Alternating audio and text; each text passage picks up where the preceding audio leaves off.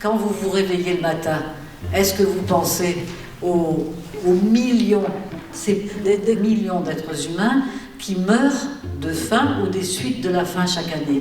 Non. Vous pensez à la journée qui vous attend, vous pensez à la petite robe que vous avez envie de vous acheter. Eh bien, dans la tête des grands bourgeois, c'est pareil. Vous n'existez pas. Regarde ça, tu fais tout... C'est ça. Ça, tu vois, c'est l'abondance, la richesse. On s'en fout, on en met partout.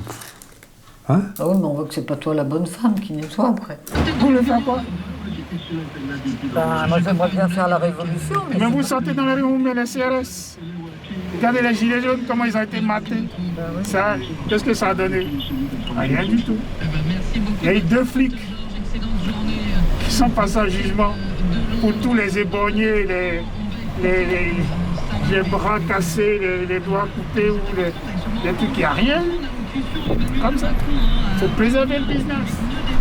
Le capitalisme a littéralement pillé, exploité toutes les formes du vivant et qu'aujourd'hui, la planète est vraiment à mal. Ouais. Donc, soit il n'y a pas d'autre solution que d'envisager une forme de communisme dont on ne sait pas vraiment comment il va se constituer, mais la seule chose qu'on sait, c'est que ce sera dans la solidarité et l'humanité.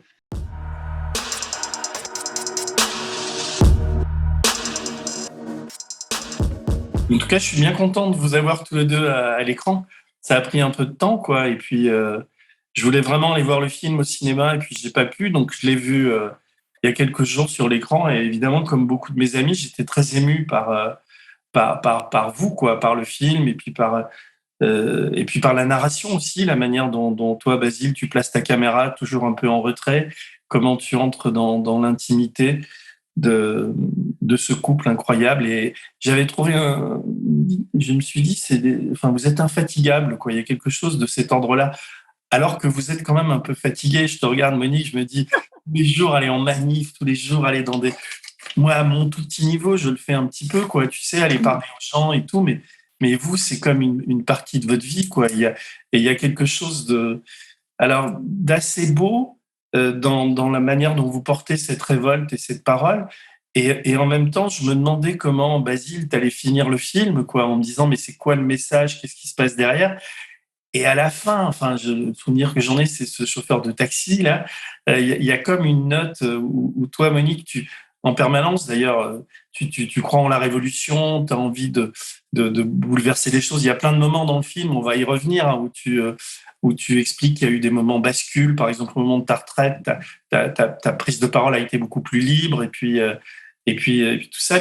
Et donc, tu portes cette parole-là. Puis alors, à la fin, avec Michel, bien sûr, qui est tout le temps à tes côtés, ce qu'il y a de magnifique dans le film, c'est votre intimité. Enfin, c'est évidemment formidable. Et à la fin, il y a le chauffeur de taxi qui dit, mais votre révolution, c'est bien gentil, mais ça arrivera jamais, quoi.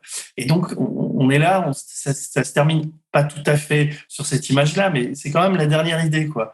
Et je me suis demandé, c'est quoi le message? Alors, je m'excuse de démarrer par cette question, mais elle me semble assez essentielle, parce que c'est une entreprise de longue haleine. Tu as passé, je pense, 3-4 ans à faire ce film, et qui est très réussi, hein, mais à la fin, tu te dis, bon, voilà, c'est un peu long dans mon préambule, mais bon.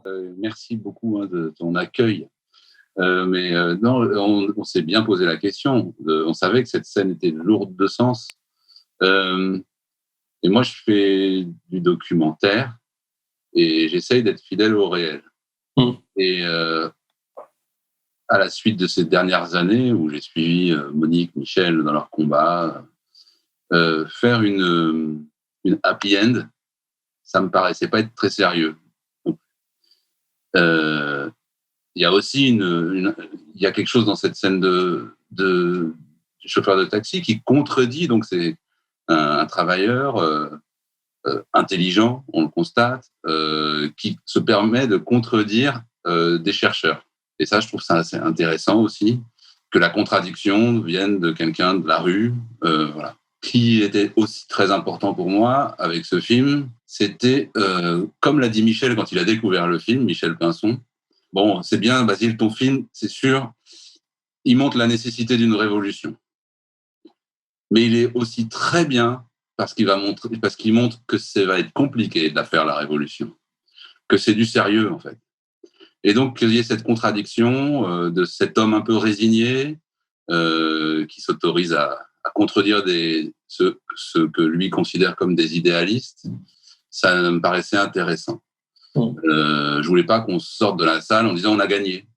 Non, le combat sera long, dur. Et il y a une autre scène juste après qui est la scène finale. Je peux le dire un peu, mais en gros, qui dit en substance, tant qu'on n'est pas mort, on continuera à se battre. Et à boire des coups.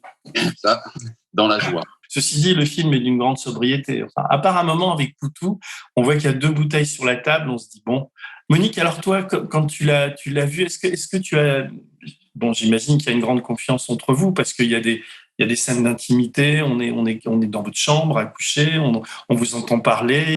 Oui, donc on rentre dans cette intimité. Je voulais savoir, Monique, toi, quand tu l'as découvert, est-ce que tu as suivi le cheminement de Basile ou est-ce que tu as découvert le film à la fin et tu t'es dit quoi quand tu l'as vu? Je n'ai pas suivi le cheminement de Basile, c'est Basile qui nous a suivis d'abord. Oui, je sais, mais est-ce que tu te renseignais sur qu'est-ce qu'il va faire de tout ça? Est-ce que tu... Non, nous, on avait confiance, on a eu confiance dès le départ. Si on avait perdu confiance à un moment ou à un autre, on s'en serait parlé, on se serait expliqué. Donc, ça n'a pas été le cas quand je dis c'est lui qui nous a suivis, parce que franchement, quand les gens me disaient mais enfin c'est quand même très lourd, 4 ans à être suivi et tout ça, en fait non, parce que Basile avait cette humilité d'accepter, de nous accepter dans notre vie, dans notre vraie vie, dans ce qu'on est, tous les deux chercheurs vivants, 2 chercheurs passionnés par notre amour, par la sociologie, par la politique dans le bon sens du terme. Et ma foi, c'est lui qui portait le gros sac à dos, c'est lui qui portait la caméra. Et de temps en temps, bien entendu, il avait le droit d'être force de proposition et il n'en manquait pas de le faire. Mais je veux dire, c'était... voilà, donc au final, ce qui m'a angoissée à certains moments, c'était la quantité d'heures que Basile avait enregistrées. Et donc, bien sûr, on est toujours inquiet du montage parce qu'on sait que beaucoup de choses se jouent au montage. Mais Basile nous a associés vraiment à toutes les phases, nous donnant à voir des rushs. Au début, c'était, si je ne dis pas de bêtises, 24 heures, et puis 8 heures, et puis 3 heures, et puis 1h30 à la fin. Donc, chaque fois, on faisait nos critiques et on les a fait toujours avec beaucoup de franchise et d'honnêteté en même temps parce qu'on sait que c'est difficile de faire un tel film. Et Basile a toujours essayé d'arranger. Et j'oublierai jamais la dernière séance où il y avait la distribution, la production, la famille de Basile et tout, et nous qui regardions avec Michel le film complètement bouclé avec la musique, le montage, le mixage, tout. Et je te jure, Denis, que j'ai eu les larmes aux yeux. C'est-à-dire, j'ai été tellement contente du résultat final que c'était vraiment pas une caricature de notre couple, que c'était la réalité et la cohérence de notre couple et que c'était finalement un cadeau quand on est un peu âgé, ou beaucoup, un cadeau en fin de vie qui est quand même magnifique. Fin de vie, bon, ça va, il y a encore un peu de marge. Mais non, oui, c'est vrai que c'est un film très émouvant, quoi. T'as eu quantité de rush, quoi. Donc la sélection, le tri, ça devait être assez cornélien pour toi, quoi. Parce que j'imagine que t'as coupé des choses dans la douleur, quoi, en te disant. On va se rattraper avec les bonus du DVD qui sera en septembre là. Le montage a été un casse-tête absolument énorme. J'ai dû filmer à peu près 350 heures. J'ai fait 100 jours de tournage à peu près. Ah ouais, non, je vois. Et pour s'y retrouver avec Clémence Carré, la monteuse, qui elle a l'habitude de monter des fictions, j'ai demandé à ce qu'on commence par faire un film qui tienne sans sortir du pavillon. On a eu 1h30 de montagnes russes émotionnelles de Monique et Michel qui vivaient sans sortir du pavillon. Après, je savais très bien que j'allais intégrer les moments d'histoire, en tout cas les moments d'actualité que j'espère avoir réussi à trier pour en faire de l'histoire, comme ça, en repartant toujours du pavillon pour lier l'intimité de Monique et Michel et leur combat. Parce que c'est vraiment une des premières questions que je me suis posée à la fabrication de ce film. Ce qui m'a fait dire que c'était un film de cinéma, c'est une grande question, en fait, qui m'est arrivée à leur contact. C'est comment est-ce qu'on fait pour continuer à se battre quand on semble perdre du chemin vis-à-vis de ses idéaux un peu tous les jours? Comment on fait pour garder le courage? Et la première des réponses, je l'ai trouvée dans leur amour, dans ce que Monique et Michel appellent leur petit communisme à deux. Et je me suis dit, voilà, je vais faire de l'image de ce couple ce début d'ensemble qu'ils espèrent de tout leur vœu. Voilà.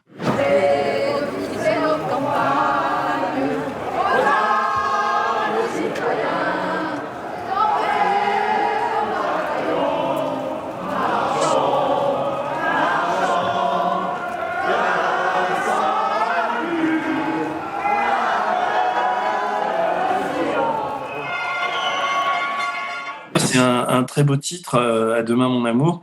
Et la scène d'ouverture du film, donc on est dans le noir et on découvre ensuite qu'on est dans votre chambre. Et je crois que vous avez une discussion sur le chômage.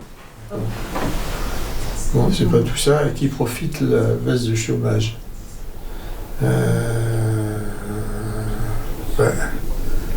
Aux chômeurs, j'espère.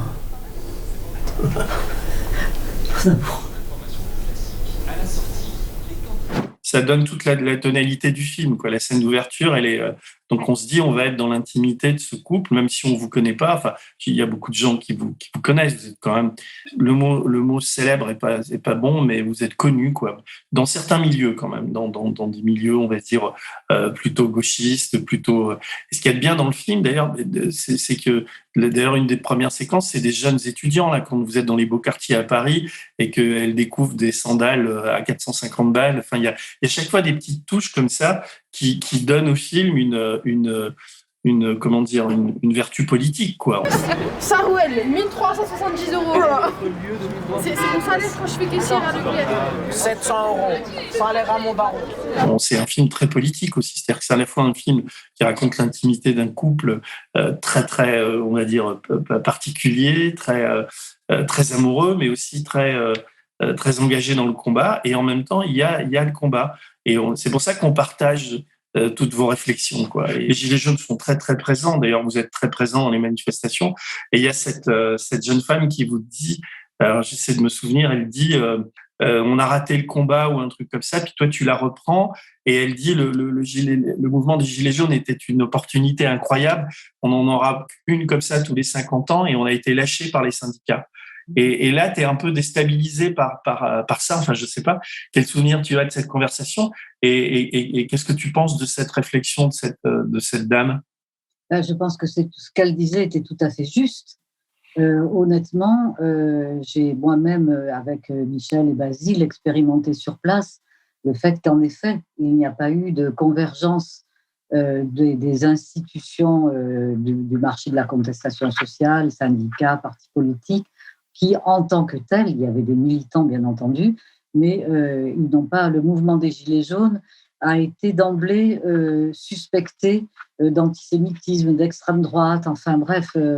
Alors que, franchement, nous, enfin, sociologues, on s'est dit, pour le premier acte, on était à Manosque pour une conférence. Quand on est sorti de la gare, qu'on a vu qu'il y avait des gilets jaunes sur absolument pratiquement tous les pare-brises des bagnoles, on s'est dit, mais putain, c'est quand même quelle idée géniale, le gilet jaune qui va devenir l'emblème de la révolution.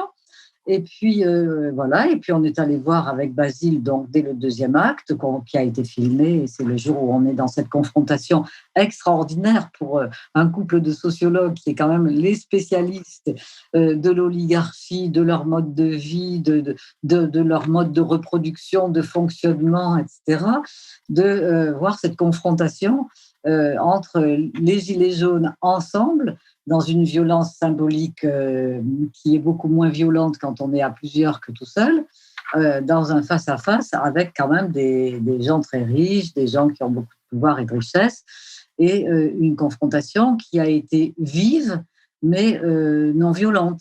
Ouais. Pour nous, sociologues, franchement, un bijou sociologique, une situation de bonheur sociologique.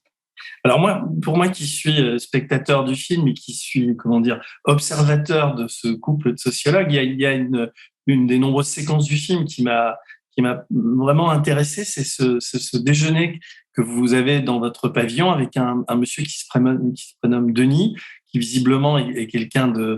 Il a le même prénom que moi, donc c'est pour ça que je l'ai retenu aussi, et qui est quelqu'un d'une famille riche, enfin un héritier, où on ne sait pas très bien d'ailleurs, c'est un parti pris de pas bantitrer ou les fonctions des personnes dans le film.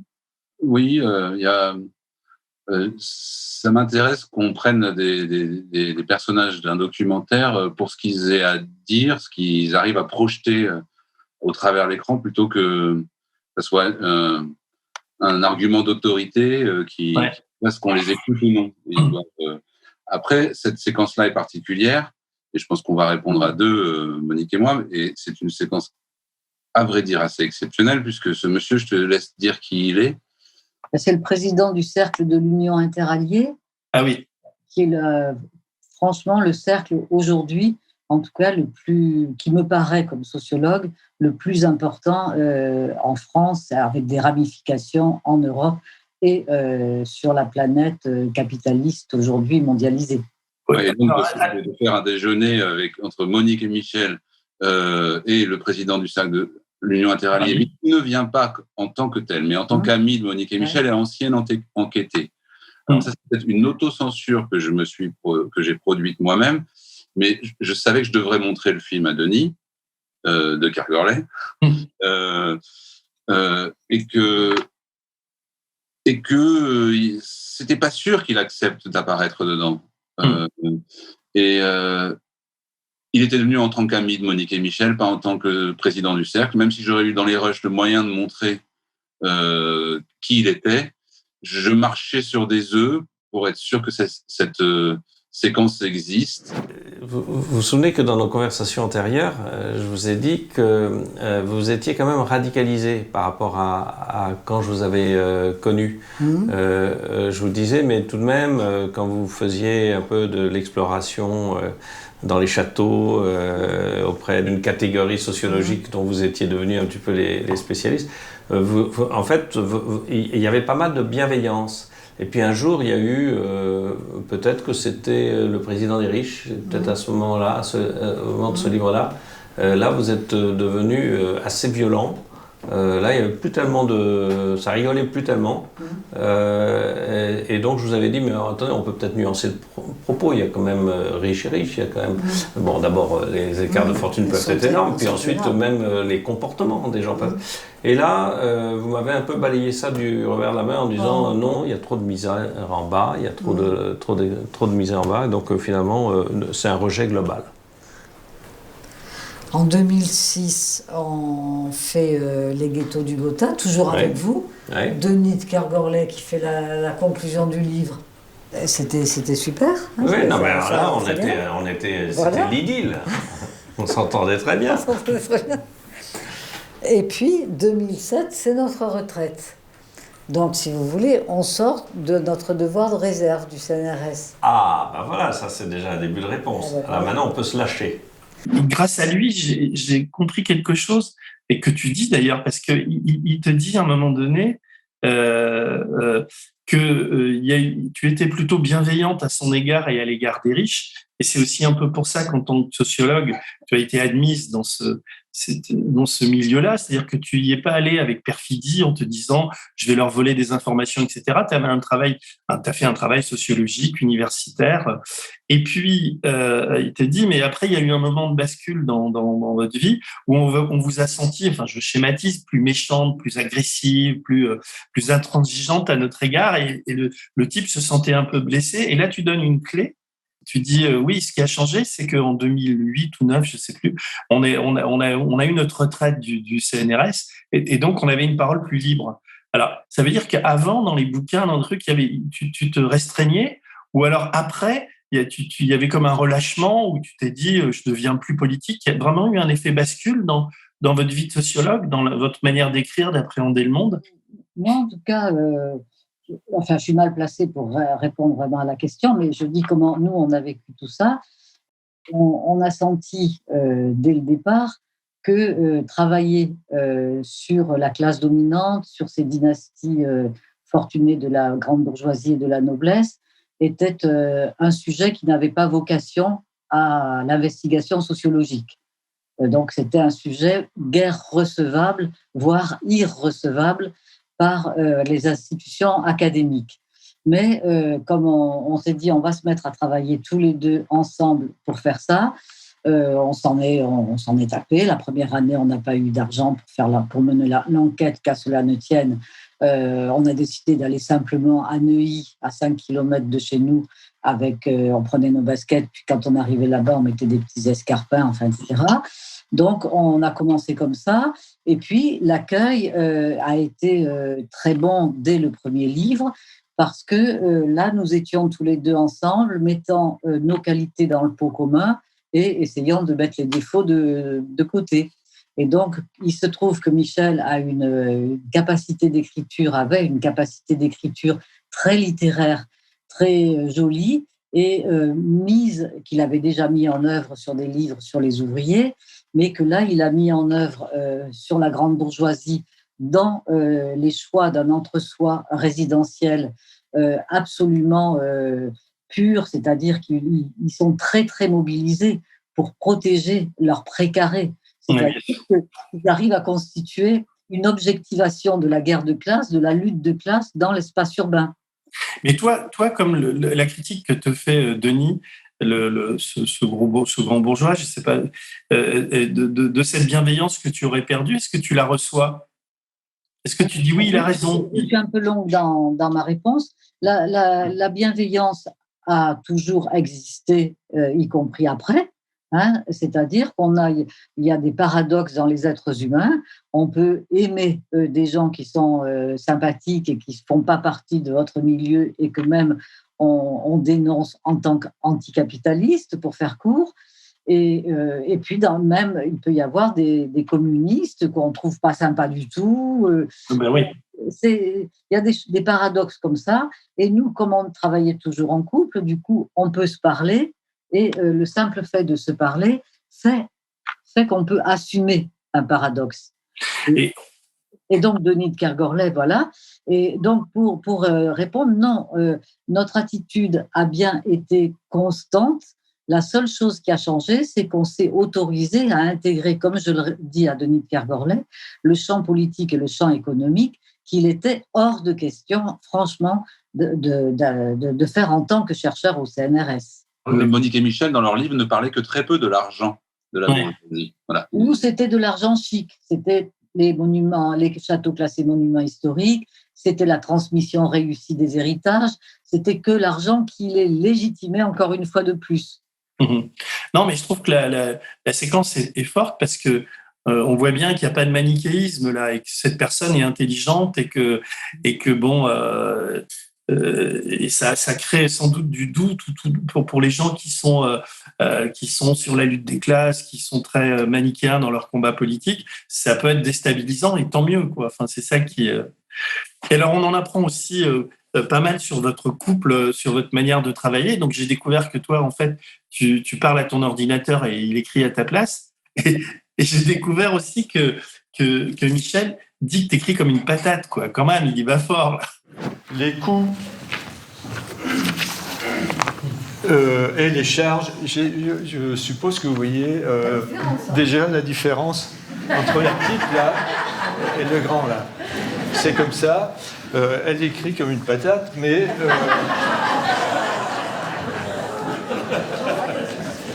du côté de l'élocution, vous n'avez pas encore tout vu. Il y a des moments comme ça dans le film qui sont vraiment drôles que tu as réussi à saisir, Basile, quoi. Mais ça demande une sorte de patience, quoi. Enfin, pour avoir 350 heures de rush, il y a de quoi faire une série de 12 épisodes pour Netflix, là, non? Là, c'est surtout c'est un film pour le cinéma et qui, justement, est fait pour le cinéma parce que j'aime particulièrement faire et que je continue à faire et qu'on continue à faire ensemble, Monique et moi, c'est des séances débat. Rencontrer des spectateurs, parce que s'il y a bien quelque chose que j'ai compris de la sociologie de Monique et Michel, c'est que si la bourgeoisie domine, c'est parce que du fait d'une mondanité quotidienne, quasi quotidienne, elle se rencontre, se connaît, apprend à faire vivre ensemble une hétérogénéité encore plus grande que dans la population. Et que, ainsi, du fait de cette sociabilité, ils arrivent à faire naître une conscience de classe et à prendre conscience de leurs intérêts de classe communs. Donc pour moi, la salle de cinéma est un des endroits où... Ah non, mais on est d'accord. Là, je viens de faire... Enfin, c'est Yannick Kergouat vient de réaliser un film qu'on a écrit ensemble sur l'évasion fiscale qui s'appelle La très grande évasion, qui va sortir en novembre. Et il y a que dans une salle de cinéma il y a que les moyens du cinéma qui nous ont permis de faire ce film, quoi. Non, il y a aussi, je reviens à Monique et Michel, il y a un moment qui m'a fait rire. D'ailleurs, je me suis dit, ça aurait été un bon titre pour le film. C'est, je sais plus si vous êtes, je crois que vous êtes à table, où tu évoques le passé avec lui, de quand il t'a rencontré, que tu vas dans sa famille. J'ai découvert que ton père était procureur, dis donc. Et il te dit, non, tu lui dis la violence de classe se niche dans les moindres détails. Oui. Ouais. Et il te répond moindre détail toi-même, quoi. Et je trouvais que moindre détail toi-même, c'était un super titre. C'est que cette séquence, effectivement, on apprend énormément de choses et on comprend même pour moi, elle est symbolique de ce que j'ai essayé de faire avec ce film. C'est-à-dire que là, on a deux personnes très différentes socialement, Monique et Michel, dont c'est le sujet, la lutte des classes, voilà. De violence de classe. Et sans s'en rendre compte, Monique aussi est à ce moment-là un peu violente avec Michel, puisqu'elle rappelle cette différence de classe. Et là, dans une fulgurance, Michel lui retourne sa violence de classe. Donc, si tu veux, alors qu'elle vient de rappeler que le père de Michel ne savait pas dépioter une sole, le poisson correctement. Il le coupait comme un beefsteak et il fallait les filer, etc. Et d'ailleurs, donc moi je savais pas ça. Donc en fait, Michel vient d'une famille ouvrière et toi d'une famille bourgeoise, quoi. C'est ça votre histoire à tous les deux. Oui, mais avec des histoires personnelles un peu fracassées pour l'un et pour l'autre. C'est pour ça que souvent j'emploie l'expression qu'on était deux boiteux mais pas de la même jambe, avec deux névroses de classe inversées. Voilà. Ouais. Et donc, je pense très sincèrement que notre coup de foudre dans la bibliothèque de sociologie de l'Université de Lille en 65 s'explique par très vite une compréhension d'une complémentarité, parce que moi, tu vois, toutes les filles de la fac me disaient, enfin, c'est pas possible, tu vas pas partir avec le plus beau mec de la fac, c'est incompréhensible avec ta gueule et tout. Et donc, c'est vrai que c'était bizarre. Et donc, ça s'est fait comme ça, voilà. Oui, parce que ça, tu le racontes pas dans le film. Je me suis demandé d'ailleurs, parce qu'on a envie de savoir peut-être un peu comment vous vous êtes rencontrés, comment est née cette histoire. Mon cher Denis, il faut laisser du suspense. Ouais.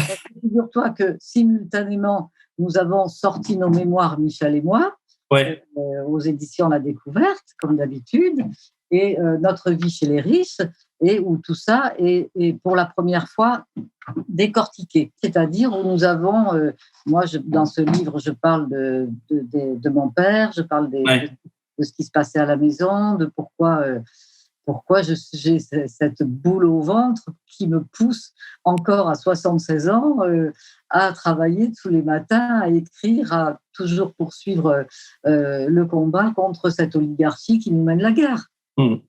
Alors, en exergue du film, il y a cette citation de Simone Veil, tout ce qu'il y a de plus haut dans la vie humaine, tout effort de pensée, tout effort d'amour est corrosif pour l'ordre. C'est toi qui l'as choisi, Basile, ou c'est Monique? Vas-y.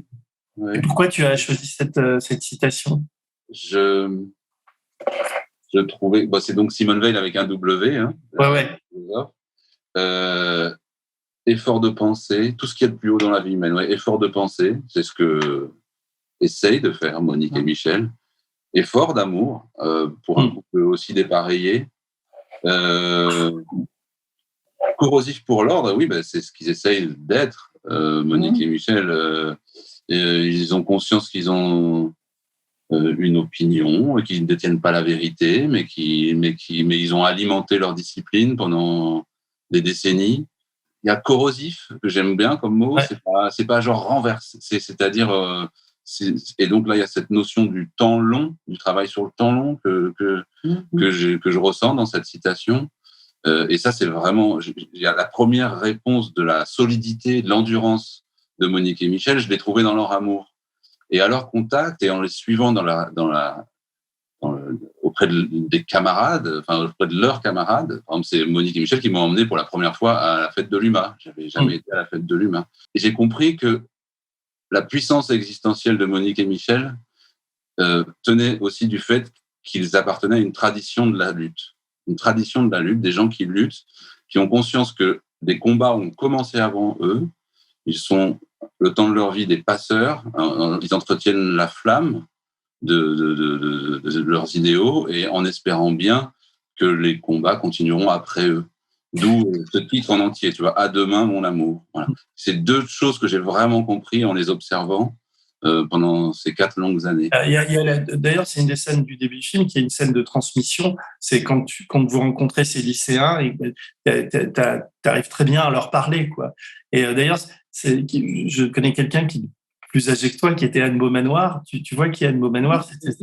J'ai fait un film avec Nina, avec Annette, et Annette adorait aller rencontrer des lycéens et elle leur expliquait comment elle avait sauvé des Juifs, comment elle avait soutenu le FLN pendant la guerre d'Algérie, etc. Et elle transmettait une sorte de courage, de révolte, et c'était le meilleur antidote à la montée de Zemmour chez les jeunes, par exemple, et à tout ça, quoi. Et on retrouve ça. T'es une jeunette à côté d'Annette, mais on retrouve ça dans votre histoire et surtout dans toi, la relation orale, la manière dont tu transmets ça au public, quoi. Parce que c'est vrai que tu as la parole assez facile, tu as des formules et les jeunes sont très à l'écoute, quoi. Et donc c'est pour ça que le film n'est pas uniquement un film nostalgique ou qui dit que le combat est perdu, quoi. Non, du tout.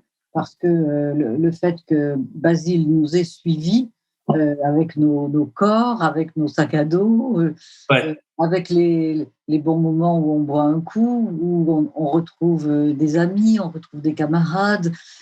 Puis, je sais pas, il y a une joie collective qui se dégage des images de Basile, même dans les moments les plus tragiques, même quand on est réfugié dans le café où on est protégé par un espèce de grand garde du corps qui intervient. Cyril. Ouais. Je connais Cyril, c'est un de mes copains. Enfin, je l'ai beaucoup croisé dans les manifs, moi aussi. Ouais. Et donc, il était chargé. Salut Cyril. On le salue. Ouais. D'ailleurs, je voulais te poser une question, Basile. C'est sur la narration. Il y a en fait, le film, t'as comment le premier jour de tournage, c'était quand ça remonte à 2018 ou comment? 2016, figure-toi. 2016, donc bien avant le mouvement des Gilets jaunes. Et le dernier jour, c'est quand? C'est le chauffeur de taxi.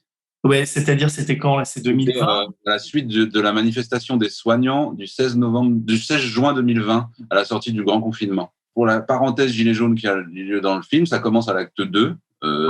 Voilà, avec cette scène autour du restaurant L'Avenue, avenue Montaigne, très importante, qui répond, elle, à la séquence avec les jeunes dont tu viens de parler, où eux, cette fois-ci, devant le même restaurant, et ça, je ne me suis pas rendu compte tout de suite, c'est en rentrant dans le métro après l'acte 2, je dis, mais est-ce que là où les Gilets jaunes font fermer les rideaux de ce restaurant, où les bourgeois déjeunent tranquillement, est-ce que ce ne serait pas le même où j'ai filmé ces lycéens il y a 2 ans, qui se sentaient si mal à l'aise et voilà, donc j'avais, au montage, oui, ça a été vraiment une construction autour de ces 2 séquences incroyables où j'avais la sensation, avec une caméra documentaire, de pouvoir mettre en image un concept de sociologie qu'est la violence symbolique. Ces enfants-là, au début du film, sont mal à l'aise, ils ne se sentent pas à leur place, les trottoirs sont propres, sont grands, le restaurant est beau, les gens sont bien habillés, ils se disent « nous ne sommes pas à notre place, ces trottoirs ne nous sont pas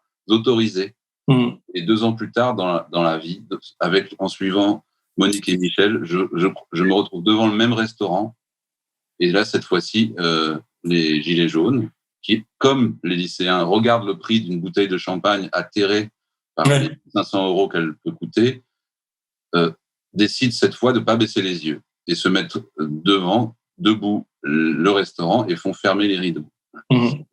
Ils ont décidé mais grâce au collectif, comme le suggérait tout à l'heure Monique, ils ont dépassé la violence symbolique du lieu. Alors, je me suis demandé aussi si, parce que j'ai suivi comme tout le monde avec un peu d'effarement et de douleur l'épisode Hold Up où on a exploité d'une manière assez honteuse. Enfin, j'ai assez vite compris comment tu vas parler 2 heures à une caméra et ils en utilisent 2 minutes et il y a eu une sorte tout de suite tu as été attaqué parce que très vite vu ce que tu représentes, il y a eu la foudre quoi. Enfin, d'ailleurs, j'imagine que c'était très douloureux à vivre. Et pourquoi dans le film, t'as pas eu envie de donner la parole à Monique, d'essayer de traiter de cet épisode où tu as voulu le passer sous silence? Enfin, comment vous avez vécu ça, surtout faisant le film? C'est moi qui vais répondre parce qu'en fait, c'est moi qui ai tellement souffert de cet épisode qui m'incombe, enfin, je veux dire, qui est de ma responsabilité et pas qui engage en rien Michel, qui avait de gros problèmes de santé à ce moment-là. Oui. Et donc, j'ai fait une bêtise de ne pas regarder sur Internet, de ne pas téléphoner à Basile, à Clément, notre fils, pour savoir si c'était bien que j'aille donner un entretien là. Et puis, j'ai aussi employé des mots que je n'aurais jamais dû employer et j'ai fait des erreurs sémantiques. Enfin, je me suis fait du mal à moi-même parce que la période était aussi, j'ai aussi des circonstances atténuantes, c'était le confinement, des problèmes personnels assez lourds. Et puis voilà. Mais alors par contre, j'ai été autant, je m'excuserai toute ma vie de cette énorme bêtise que j'ai faite, autant la contrepartie a été d'une violence extrême et qui m'a bien fait comprendre que notre travail dérangeait au plus haut niveau. Et depuis, nous sommes totalement blacklistés. C'est-à-dire il est hors de question que j'apparaisse sur une radio publique, une télévision publique, voilà. Ah oui, non, mais on vous fait payer. Blast existe. Comment ? Dis merci que Blast existe. Merci, Monique. Mais toi, Basile, ça t'a fait quoi ? Enfin, quand tu as vu ça, c'était d'où ? J'imagine, c'était un peu compliqué. Moi, j'ai vraiment partagé la peine de Monique et Michel parce que je sais que c'est arrivé à un moment où Michel commençait à tomber régulièrement malade. Et donc, Monique se sentait seule et alors que ce couple qui avait fabriqué une œuvre qui, justement, voulait montrer au lecteur que les mécanismes de domination ne dépendent pas de complots, mais d'un système, d'une sociologie, de notamment ce que je donnais comme exemple tout à l'heure, cette sociabilité mondaine. Ouais. Ce sont des choses qui se font naturellement. Et de la voir comme ça, être intégré à ce film-là, c'était, moi, hyper douloureux parce que je voyais contredire le travail de 40 ans, être paradoxal avec toute leur œuvre. Il y a eu, je pense que c'est vraiment lié à la période où Monique, du fait de la maladie de Michel, a ressenti un sentiment d'urgence de changer le monde, voilà. Et voilà, bon, ces mots ont dépassé sa pensée. Additionné à ça le fait que, du fait d'un montage fallacieux, les réalisateurs de Hold Up ont fait croire que Monique parlait de la Covid-19 alors qu'elle parlait du réchauffement climatique. Ça n'avait rien à voir. Oui, parce que les gens qui... Je voulais pas en faire, mais si ça vous dérange pas, on peut... Parce que les gens qui vont nous écouter ne vont pas comprendre, on peut expliciter, quoi. C'est-à-dire qu'à un moment donné, moi, Hold Up, pour moi, j'ai commencé à le regarder, puis j'ai renoncé parce que je voulais pas je voulais pas écouter ce que tout le monde me disait sur ce film. J'ai voulu le regarder d'un regard objectif. Puis ensuite, j'ai très vite vu les grosses ficelles, la manipulation, etc., quoi. Et effectivement, d'un entretien de 2 heures, on te fait dire...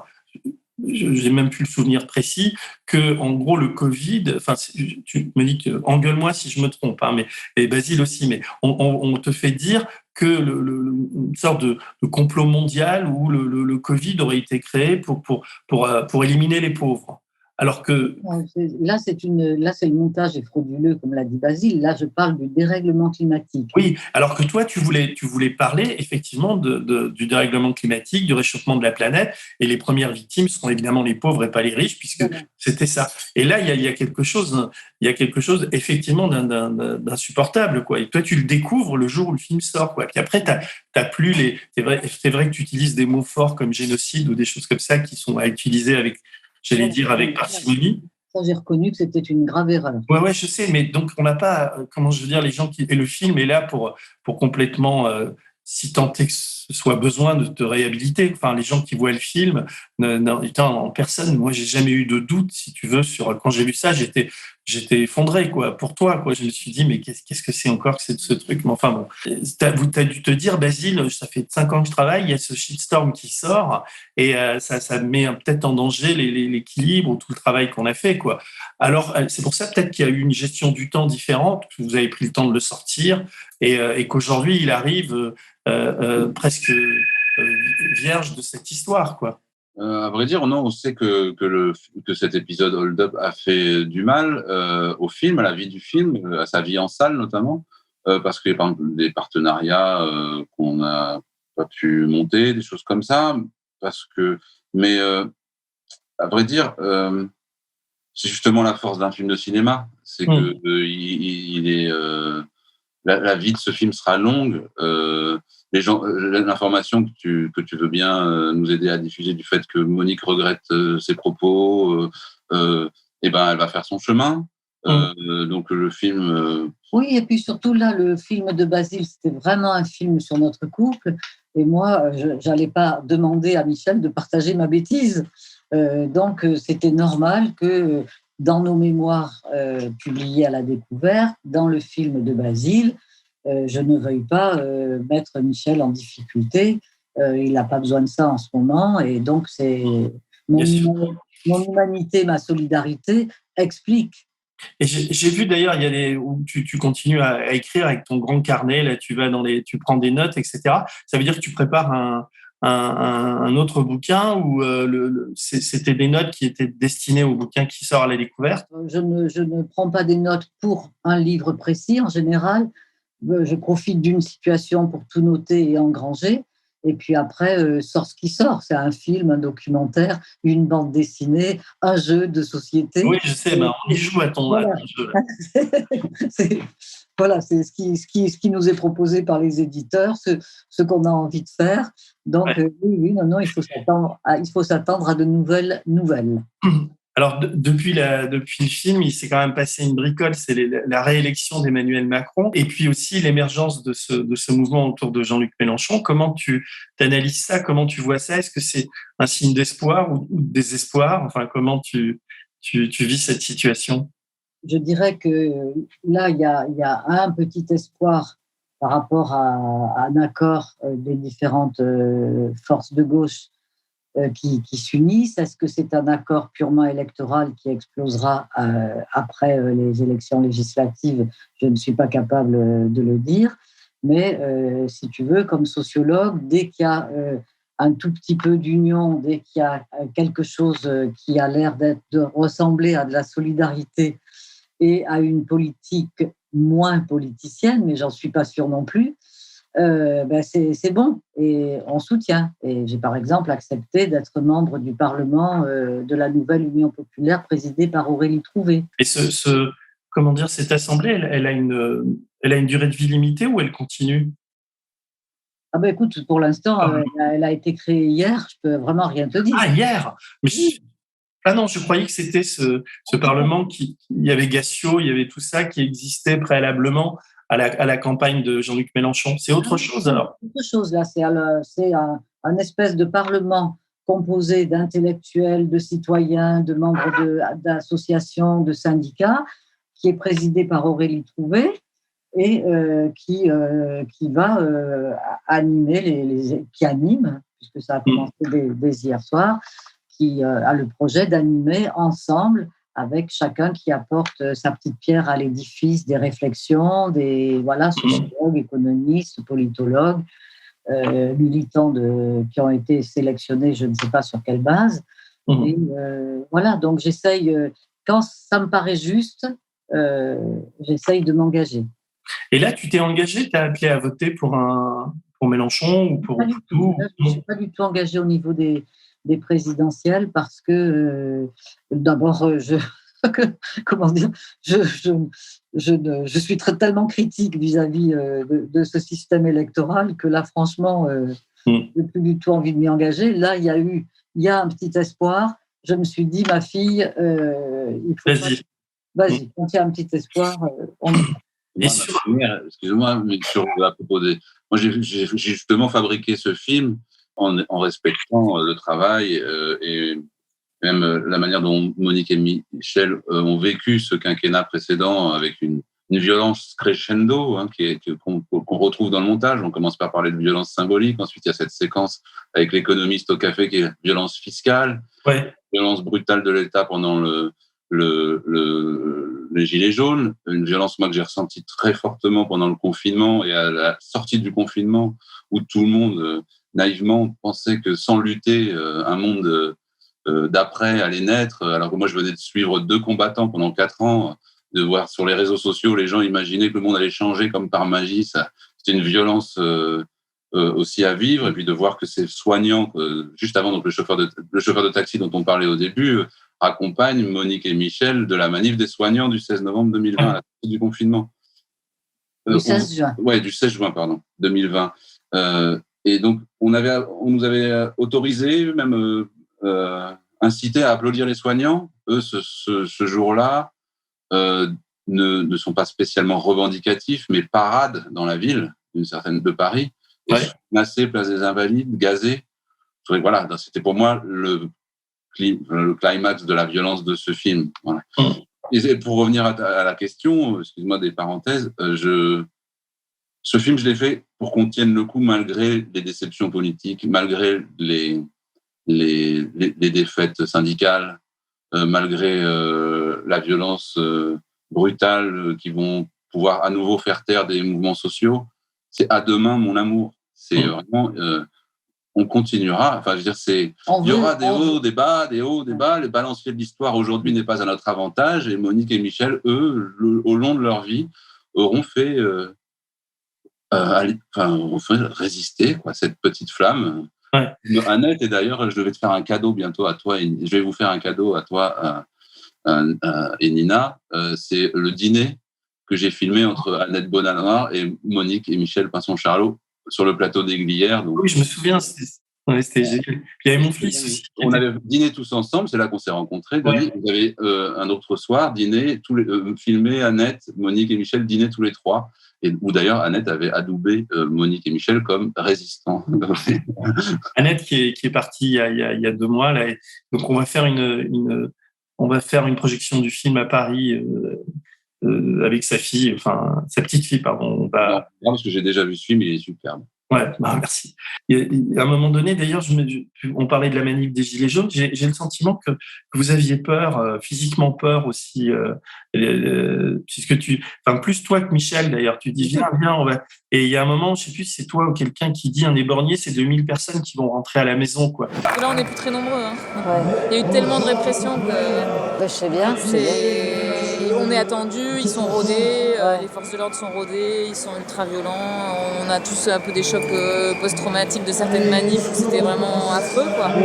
On a des blessés dans nos rangs. Enfin, voilà, oui, vous connaissez plein de gens. Ouais. Dont le dernier, Manu de Valenciennes, qu'on est allé soutenir, qui s'est pris la lacrymo dans l'œil. C'était pour les 1 an des Gilets jaunes. Et on est allé faire une manif pour lui. Il était là avec son œil éborgné. Donc ça continue, quoi. Et ça, évidemment, un éborgné, c'est 2000 personnes qui rentrent à la maison et qui ressortent plus. Donc ça, ils ont bien réussi. Même nous, on y est allé au début et puis après, on a pris peur. On a tous peur. Tu parlais de violence, il y avait une véritable violence. Et vous, avec vos 70 piges et quelques, vous êtes quand même en première ligne, des sociologues qui portent des gilets jaunes. D'ailleurs, je me suis dit je mélange un peu tout, mais je voulais te dire aussi un truc. À un moment donné, tu vas aller interviewer dans les beaux quartiers les bourgeois parce que tu es là avec ton carnet et tout, mais tu as un gilet jaune. Tu avais oublié que tu avais le gilet jaune, quoi, parce que la sociologue gilet jaune, tu vois, tu peux être sûr ils vont pas te répondre, quoi. Non? Erreur de débutante, là. Tu as l'œil, Denis. Non, mais alors, ce sentiment de peur, vous l'avez eu pendant les manifs? Écoute, je comprends. Enfin, moi, en tout cas, j'étais vraiment morte de trouille. Mais c'était ça qui était bien, le fait que Basile soit là avec sa caméra. Il n'aurait pas été là, je suis pas sûre du tout que j'aurais pu tenir. Il était là avec sa caméra. La caméra attire aussi toujours un peu les gens. Donc, les Gilets jaunes venaient nous voir, bien sûr, parce qu'ils nous reconnaissaient, mais le fait d'être filmé, pas par BFM TV, mais par une cinéma de cinéastes, peut-être était quelque chose de positif. Et donc, j'en profitais pour noter. Et en notant, ça adoucissait à mes oreilles les bruits de bombes, les trucs de gaz.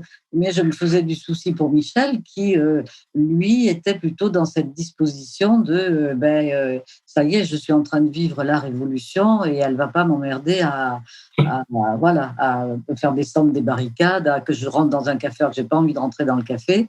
Et donc, Cyril, justement, était chargé avec sa gentillesse d'ancien pompier. Enfin, on voit qu'il a toujours, de secouriste, il a toujours les... Il a C'est rempli, là. Déjà? Oui, regardez. Regarde la troupe, là. Et Michel, regarde-le. Cyril, tu t'occupes de Michel, il est resté dehors. Michel. Ouais. Derrière, reste pas là, on sait jamais.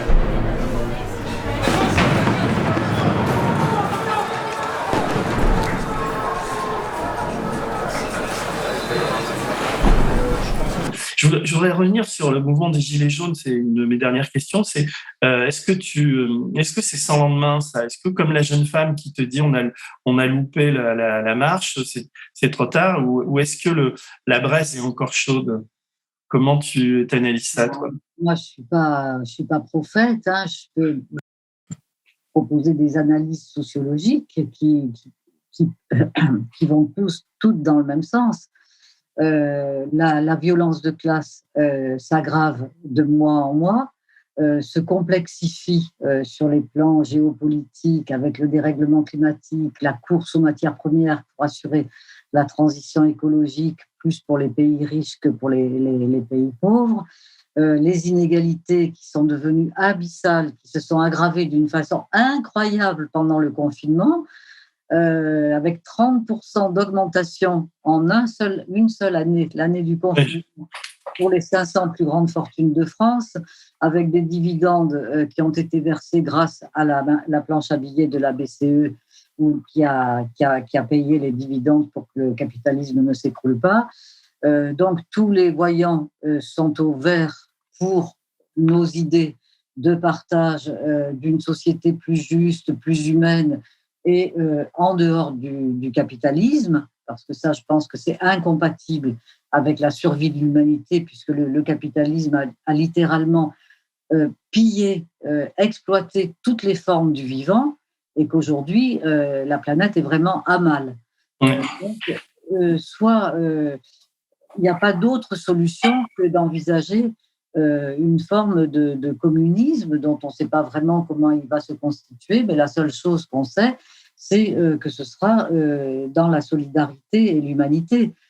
Voilà, ou sinon, on sera foutu, quoi. La planète sera foutue et son habitabilité difficile. Oui, je sais. Et j'ai encore une dernière chose. Oui, je t'en prie, vas-y. Dernière, c'est toi qui décides. Non, j'ai encore deux petits trucs à vous dire. Qui donne confiance et tu posais la question, est-ce que c'est fini le mouvement des Gilets jaunes? Est-ce que on n'en sait pas quelle forme la prochaine protestation prendra. Moi, ce qui me donne confiance, c'est que je crois qu'une des raisons du succès du mouvement des Gilets jaunes est cette erreur de diagnostic qu'a fait ou qu'ont fait les médias dominants au début du mouvement. Ils sont du chouette.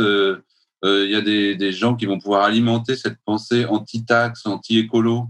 Donc, ils ont envoyé à travers la France des reporters, des journalistes, tendre des micros à des pauvres gens. Des femmes, des hommes, des chômeurs, des travailleurs, des artisans, qui ont pu dire toute la difficulté qu'ils avaient à vivre, à finir les fins de mois. Et en fait, ça n'arrive jamais à la télévision. Ce mois de novembre-décembre 2018, c'était une irruption du réel à la télévision, et ça a entraîné un mouvement social inédit. Moi, ce qui me donne confiance, c'est ton travail, ce que tu fais, les documentaristes, d'autres passeurs, on va dire, d'essayer de faire ressortir la réalité de la vie de ce pays. Des sociologues le font. Et le réel est révolutionnaire en soi, voilà. Et j'ai une question là, parce que j'ai lu le même livre que toi, Monique, il y a longtemps. C'est le livre d'André Gorz sur son histoire d'amour. Très, très beau livre d'ailleurs. Et évidemment, quand tu as le bouquin, je me dis, mais c'est la même histoire, quoi. Enfin, il y a un amour absolu, enfin, on a tous envie de vivre une histoire d'amour comme vous. Enfin, je sais pas comment le dire autrement. Et ça m'a fait penser au bouquin d'André Gorz aussi. Et tu sors le bouquin. Et il y a un truc. Alors, je sais pas si j'ai vu le film il y a quelques jours. Je crois que toi, tu dis, nous, on s'en est sortis grâce à nous. Alors que dans le couple que formaient André Gorz et son épouse, dont j'ai oublié le nom, c'était beaucoup plus des rapports de rivalité et c'était grâce à toi, etc. Non, je te reconstitue la Vas-y, parce que c'était important de comprendre comment fonctionne. Je me lève toujours à 5 heures du matin. Je commence toujours ma journée par des petites lectures sympas ou par un petit texte que j'écris. Comme ça, après, je sais que je suis de bonne humeur. Et donc, je lis ce petit livre et je me dis plutôt il y a eu une différence parce que après la mort de sa femme, André Gorz se rend compte que en fait, il l'a beaucoup aimé et il l'aime toujours beaucoup. Ils se sont beaucoup aimés, mais c'est lui qui ressent, à travers son livre, sa lettre, il ressent une forme de culpabilité, il ressent une forme de est-ce que je ne l'ai pas instrumentalisé, est-ce qu'elle ne m'a pas aidé à me réaliser moi, et est-ce que moi, je l'ai vraiment aidé à se réaliser. Oui. Et du coup, voilà, c'était en tout cas comme ça que j'avais lu le texte. Et du coup, quand Michel arrive, je lui dis… Au réveil, je lui dis, et tu vois, moi, il y a quelque chose que je ressens profondément, que ce livre m'a fait dire, et que je dirais, je suis moi grâce à toi. Et toi, est-ce que tu peux dire la même chose en me regardant droit dans les yeux au petit matin ? Et lui, il ne me regarde pas dans les yeux. Il regarde son yaourt. Il regarde son yaourt et il dit non, c'est nous. C'est nous. Non, il dit nous sommes nous grâce à nous. Voilà. Nous sommes nous grâce à nous. Voilà. Oui. C'est une fulgurance de Michel voilà. Qui parcelle. Voilà. Et ce que j'ai, d'où ma remarque préliminaire quand je te posais la question, c'est-à-dire que ce qui est différent du couple Gorz, de couple d'André Gorz, puisque là, c'était autre chose dans le rapport. Et donc, ma question, c'était, est-ce que tu es d'accord avec Michel ou est-ce que tu as une autre lecture sur le fait que vous êtes là tous les deux grâce à vous, ou est-ce qu'il y a il y a aussi entre vous une sorte de rivalité, où il y a une sorte de, il y a quand même des moments où c'est pas tout le temps aussi idyllique qu'on l'a vu là, ou alors vous méritez la médaille. On va pas raconter les… Non, mais tu vois ce que je veux dire. Moi, je suis d'accord avec ce que dit Michel. D'accord. Moi, au moment où je lui ai dit « je suis moi grâce à toi », j'étais sincère. Quand il a eu cette réponse, après j'ai réfléchi, je me suis dit non, parce que comme on était vraiment très, très différents, avec des qualités, des spécificités, des histoires, même des façons d'envisager, de vivre, de goûter les joies de la vie, pas toujours en harmonie tous les deux. Donc, il a bien fallu qu'il y ait chaque fois ce travail d'accordement, je ne sais pas comment dire. Ouais. Donc, pour écrire 27 livres à 4 mains, je vais te dire, moi, mes copines, quand je leur ai dit maintenant, en 86, je vous quitte, je ne travaillerai plus dans les groupes de travail dans lesquels j'étais, maintenant je travaille seule avec Michel, sur la classe dominante, elles m'ont dit, mais ma pauvre, dans 6 mois, c'est le divorce assuré. Oui, bah non. Eh ben non. Et merci alors à vous deux. C'est vraiment un film magnifique qui est émouvant, comme je l'ai dit au début, et que j'invite tout le monde à le voir. Quelle vie il a, le film? Il est sorti il y a quelques semaines maintenant, et puis... Il est sorti il y a 13 semaines, et il est toujours en salle, ce qui est assez incroyable. En fait, il y a un vrai bouche à oreille qui fait que le film est toujours en salle à Paris, notamment à l'Espace Saint-Michel. Là, 13 semaines, il résiste comme ses personnages. On continue à le faire vivre aussi dans des séances débat à travers la France ou dans la banlieue parisienne ou de temps en temps à Paris. Il faut se tenir un peu au courant. Voilà. J'étais ce matin là, avec 100 lycéens à Mitry-Mory, à côté de Roissy. Une super séance passionnante où rencontrer des lycéens autour de ce film.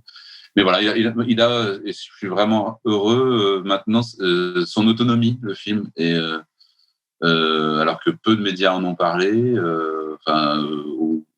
Voilà, c'est venu petit à petit parce que voilà, il y a un bouche à oreille qui s'est fait et il tient le coup. Donc normalement, faut pas trop traîner, mais il est en salle à Paris et il faut aller le voir. Voilà.